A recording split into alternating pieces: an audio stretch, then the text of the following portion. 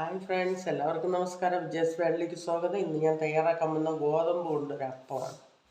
അതായത് നമ്മൾ അരിയിലൊക്കെ ചുടും പോലെ നമുക്ക് അത് ചുടാൻ പറ്റും. അതിന് വേണ്ട സാധനങ്ങളാണ്: ഗോതമ്പ് പൊടി ഒരു ബൗൾ എടുത്തിട്ടുണ്ട്, ഒരു ബൗൾ തേങ്ങ എടുത്തിട്ടുണ്ട്, 100 ഗ്രാം കരിപ്പട്ടിയാണ്. കരിപ്പട്ടി കൊണ്ടാണ് നമ്മൾ ഇത് ഉണ്ടാക്കുന്നത്. കരിപ്പട്ടി എടുത്തിട്ടുണ്ട്. പിന്നെ ഇതിനാവശ്യം സോഡാപ്പൊടി, നമ്മൾ സാധാരണ അപ്പം ചുടുന്ന സോഡാപ്പൊടി. അപ്പം നമുക്ക് തേങ്ങ ഒന്ന് പിഴിഞ്ഞ് പാലെടുക്കുക, കരിപ്പട്ടി ഒന്ന് ഉരുക്കിയെടുക്കണം.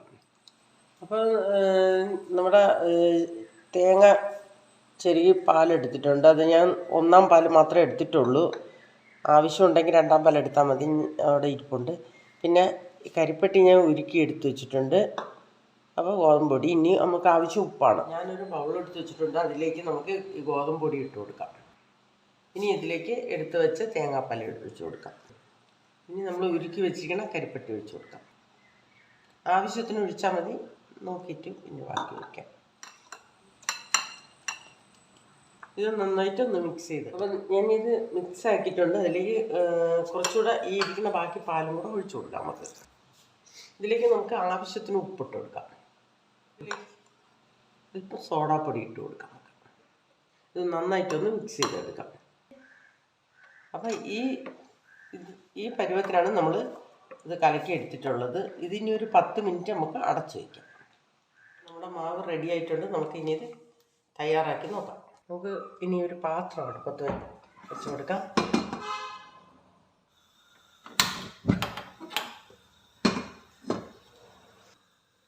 അപ്പം ചട്ടി ചൂടായിട്ടുണ്ട്. നമുക്കതിലേക്ക് ഒഴിച്ചു കൊടുക്കാം.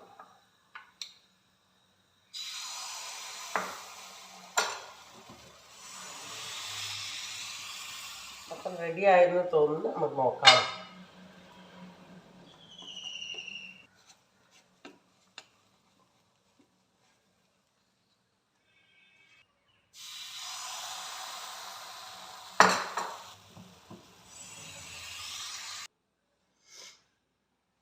ഇന്നത്തെ ഗോതമ്പപ്പം റെഡി ആയിട്ടുണ്ട്.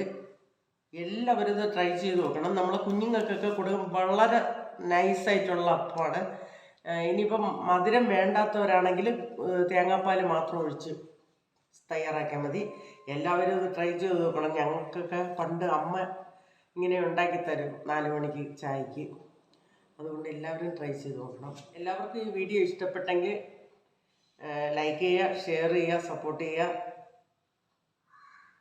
അടുത്ത ഒരു വീഡിയോ ആയി വരുന്നതാണ് ഞാൻ. നന്ദി, നമസ്കാരം.